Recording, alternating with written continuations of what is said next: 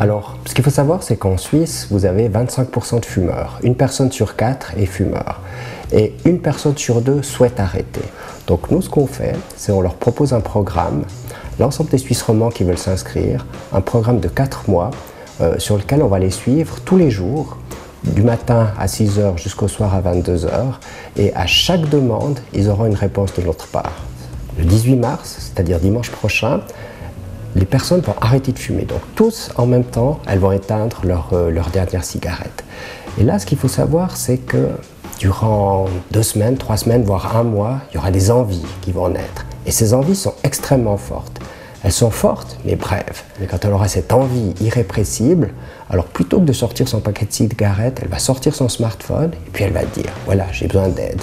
Et là, le robot saura exactement qui est la personne qui fait appel à lui. Il sait exactement le nombre de cigarettes qu'il fume, dans quel contexte elle se trouve, et puis quelle cigarette fait défaut à ce moment-là.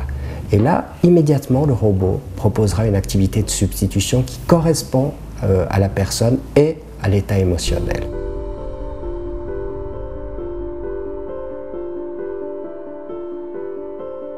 Là, vous allez voir en direct une cigarette qui est enregistrée par quelqu'un qui est en train de fumer à ce moment. Là, on est à peu près à 1h30, donc j'imagine que c'est la cigarette d'après le café. Le principe du robot, c'est effectivement, on essaye d'acquérir pendant 1 semaine des données qui concernent la manière dont les gens fument. Ce qui est important pour nous de savoir si il est au cadre professionnel ou il est à domicile. Parce qu'un des conseils qu'on peut lui donner, par exemple, c'est aller prendre un bain.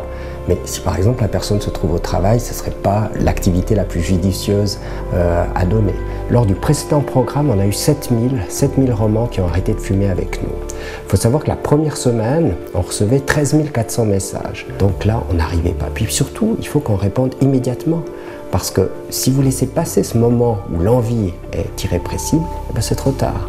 C'est pour ça qu'on s'est approché d'une HES, la HES-SO de Sierre, qui, eux, nous ont fait cette proposition de développer un robot qui, lui, serait présent tout le temps.